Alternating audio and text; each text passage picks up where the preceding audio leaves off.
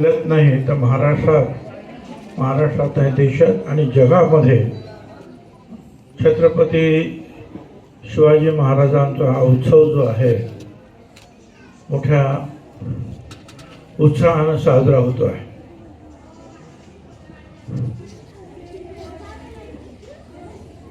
काल धुळ्याला गेलो होतो शिवाजी महाराजांच्या पुतळ्याच्या उद्घाटनासाठी. त्यावेळेस सुद्धा असं मी म्हटलं की राजे अनेक येऊन गेले या देशामध्ये, परंतु राजा म्हटल्यानंतर पहिल्यांदा आपल्या डोळ्यासमोर येतात ते छत्रपती शिवाजी महाराज येतात, दुसरे कोणी येत नाही. छत्रपती शिवाजी महाराज की जय. जय भवानी, जय शिवाजी. 16व्या वर्षापासून स्वराज्याची मुहूर्तमेढ रोवण्यासाठी महाराजांनी प्रयत्न केले. त्यांना सर्व मावळ्यांनी साथ दिली. महाराजांच्या सैन्याला मावळ्यांचं सैन्य म्हणायचं. लहान लहान लहान लहान लहान लहान समाजाचे लोक. एकच उदाहरण देतो, बहिर्जी नाईक. आज सुद्धा आमच्या सरकारकडे एवढे सगळे CID इंटेलिजन्स असताना अनेक गोष्टी आपल्याला समजत नाही, पण त्या काळी काहीच नसताना बहिर्जी नाईक समोरच्या बादशाहांच्या मुघलांच्या दरबारातल्या जाऊन खडानखडा माहिती काय काय होणार ते महाराजांना कळवायचे. अशी माणसं जी आहेत महाराजांकडे होती. त्यात हिंदू होते, मुसलमान होते. महाराजांची लढाई ही धार्मिक नव्हती, ही अन्यायाच्या विरुद्ध होती. आणि म्हणूनच महाराजांच्या बरोबर ज्या वेळेला अफजल खानाला भेटायला गेले त्या वाघ नख जी बनवून दिली त्या इस्माचं नाव रुस्तमे जमा, तो मुस्लिम होता. त्याने सांगितलं महाराज दगा फटका होईल, हे घेऊन जा लपून. महाराजांच्या बरोबर केलेले जे वकील होते त्यांचं नाव होतं काझी हैदर, आणि अफजल खानाच्या वकिलाचं नाव होतं कृष्णाजी भास्कर कुलकर्णी. सांगण्याचा उद्देश असा की त्यावेळेला इकडून हिंदू आणि मुसलमान लढत होते आणि महाराजांच्या समोर सुद्धा महाराजांचे अनेक नातेवाईक हिंदू आणि मुस्लिम लढत होते. हा लढा जो होता न्याय आणि अन्याय यांच्या विरुद्धचा होता. पण महाराज केवळ त्याच्यामुळेच आठवणीत राहिले तर या अख्ख्या देशातला हा पहिला राजा ज्याने शेतकऱ्यांच्या प्रश्नाकडे लक्ष दिलं, ज्याने महिलांना सन्मान दिला पाहिजे हे सांगितलं, ज्यांनी आपल्या सर्व सैनिकांना सांगितलं की स्वारीवर जाताना शेतकऱ्यांच्या भाजीच्या देठाला सुद्धा हात लावायचा नाही. या अशा अनेक गोष्टी अष्टप्रधान मंडळ नेमलं आणि राज्य केलं. काफी खान म्हणून महाराजांचा द्वेष्टा होता, मुघलांचा होता, तो लेखक होता. पण त्या काफी खानने सुद्धा लिहून ठेवलं की शिवाजी महाराज एक अद्वितीय होते. त्यांनी स्त्रियांचा सन्मान केला, त्यांनी शेतकऱ्यांचा सन्मान केला. आणि तुम्हाला मी एक आणखीन एक गोष्ट सांगतो, जो गनिमी कावा म्हणतो आपण, आताची नाही, एक 20-25 वर्षापूर्वी अमेरिकेने व्हिएतनाम ताब्यात घेण्याचा प्रयत्न केला. त्यावेळी व्हिएतनाममध्ये तिथले सैनिक महाराजांचा हा जो गनिमी कावा होता त्या गनिमी काव्याचा अभ्यास करून तिथले सैनिक हे अमेरिकेबरोबर लढले. 2-3 वर्ष लढले आणि शेवटी अमेरिकेला हात हलवीत परत जावं लागलं. हा महाराजांच्या गनिमी काव्याचा अभ्यास आज सुद्धा जगभर होतो आहे. ट्रॉफिकचा फटका जो आहे मालेगावपासून ते थेट येवल्यापर्यंतचा, हा गेल्या 4 दिवसापासून होतो. त्याचा फटका काल तुम्हाला पण बसला. तुम्हाला चांदवड लासलगाव मार्गे यावं लागलं. हे खरं आहे. आता अधिवेशन काळामध्येच ॲडिशनल DG या राज्यातले सर्व ट्रॅफिक, नॅशनल हायवे वगैरे जे आहेत त्याचं जे व्यवस्थापन ते करतात. तर त्यांची मीटिंग मी आता मुंबईलाच लावलेली आहे की ठीक आहे, आता आपण बायपास करतो आहोत, येवल्याला मोठे रस्ते करणार आहेत, त्यासाठी सगळे आता प्लान्स वगैरे जे आहेत तयार होत आहेत. परंतु तोपर्यंत जे आहे ह्या विभागामध्ये जिथे जिथे बॉटलनेक झालेले असतील, जिथे जिथे गाड्या स्लो होतात आणि थांबतात, त्या त्या ठिकाणी असं पोलीस फोर्स लावावं लागेल. आणि त्याचबरोबर आपल्या जनतेतून, कार्यकर्त्यांमधून काही वॉर्डन्स आपल्याला घ्यावे लागतील.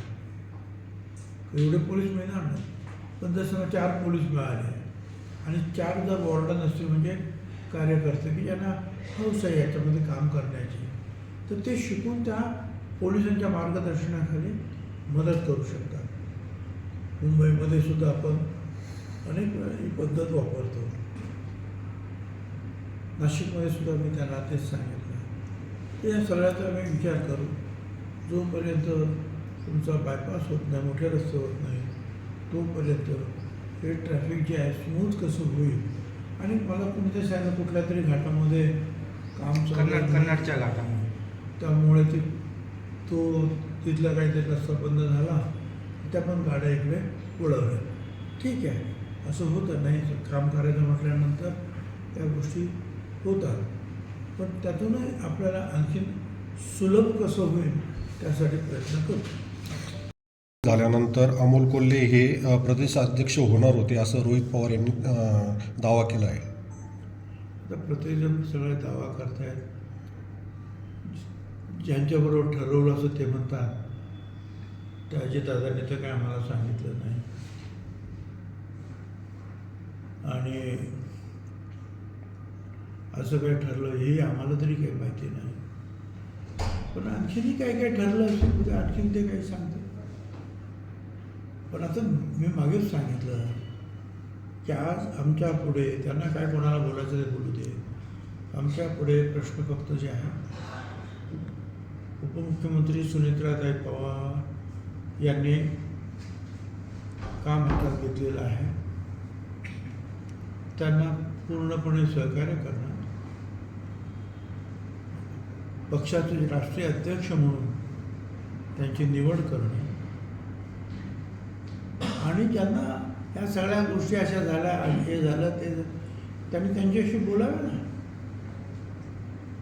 सुनेत्राताई जे आहेत आमच्या प्रमुख आहेत, त्या आहेत, काही नेते आहेत, त्यांच्याशी चर्चा करावं. असं झालं, असं झालं, असं झालं काय, आणि मग त्याचं करायचं ना करायचं जे आहे हे आता नवीन जे आहेत उपमुख्यमंत्री आहेत आणि त्यांचे लोक आहेत ते ठरवतील. परंतु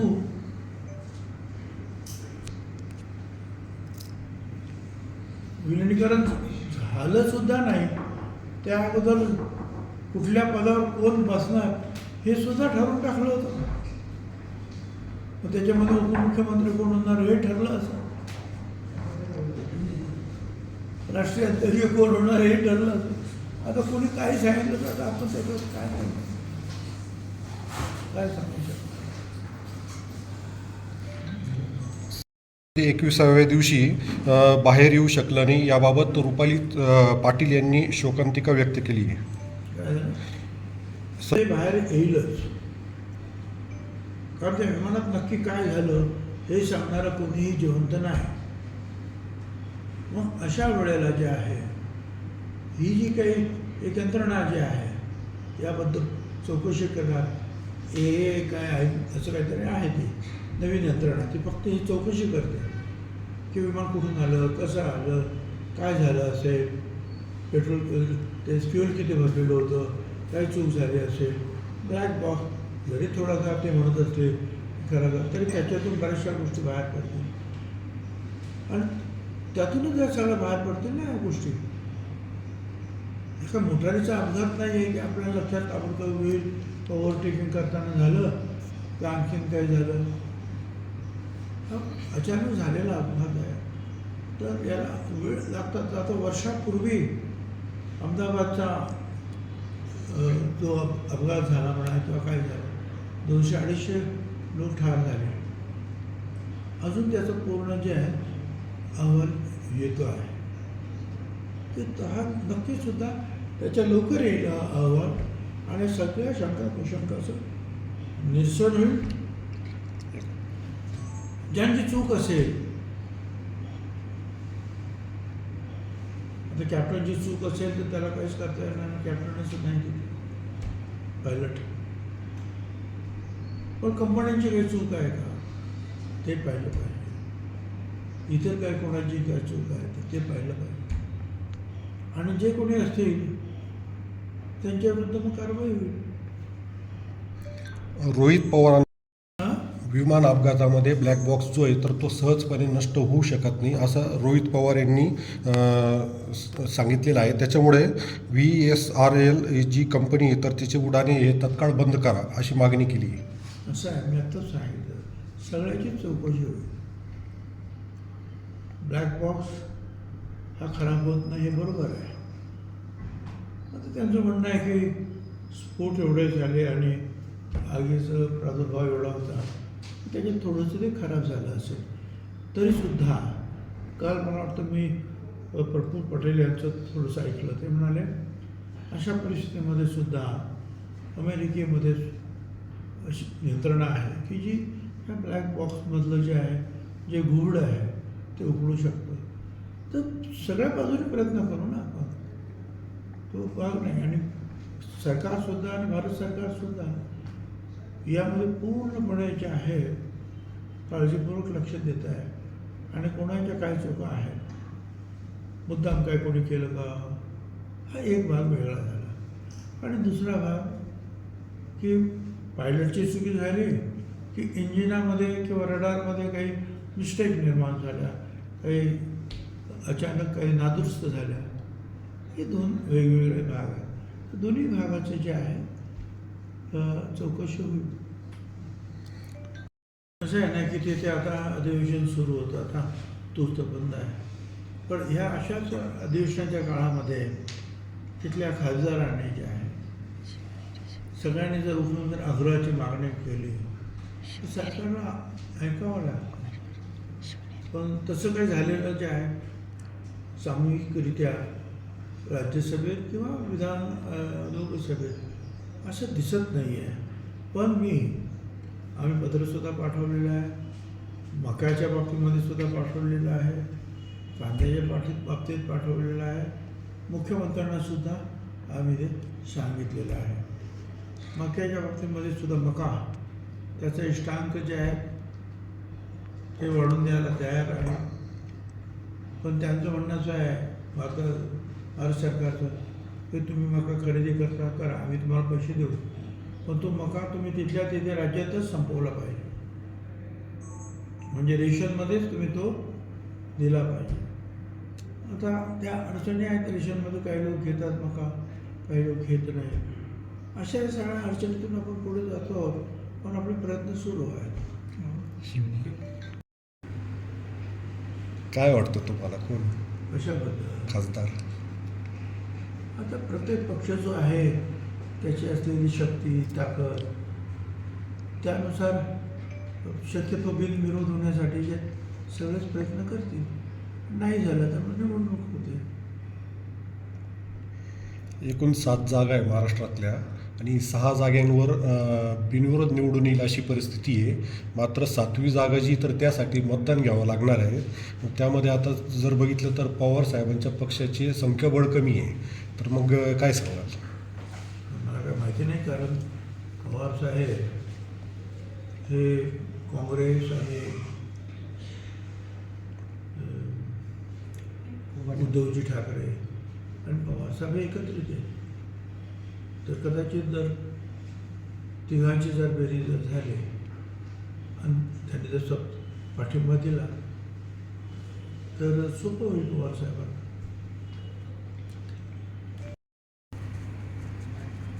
ठीक आहे, आज शिवजयंती असल्यामुळे शिवप्रेमी जास्तीत जास्त मोठ्या प्रमाणात गर्दी करणं हे स्वाभाविक आहे. शासनाने सुद्धा तिथे काही व्यवस्था चांगली ठेवलेली आहे, तरीसुद्धा या अडचणी येतात. यापुढे जे आहे शासनाने आणि तिथल्या लोकांनी जिल्हा यंत्रणेने सुद्धा अधिक काळजी घ्यायला पाहिजे. जी मुलं जखमी झाली असतील त्यांच्या बाबतीमध्ये सुद्धा जिल्हा यंत्रणेने ताबडतोब काळजी घ्यायला पाहिजे. आणि दिवसभरामध्ये सुद्धा आता आणखी लोक येतील, तिथे काही अडचणी होणार नाहीत निर्माण, या संदर्भामध्ये सुद्धा पोलीस आणि जिल्हा यंत्रणा यांनी काळजी घ्यावी एवढं मी सांगेन. जे प्रकरण समोर आलं आहे तर तक्रारदाराने त्या ठिकाणी स्टिंग ऑपरेशन केलं आणि त्यामध्ये 50,000 रुपयाची लाच मागताना जे तर ते त्याच्यामध्ये दिसतं आहे आणि ते TV9च्या हाती ते स्टिंग ऑपरेशन आलेलं आहे.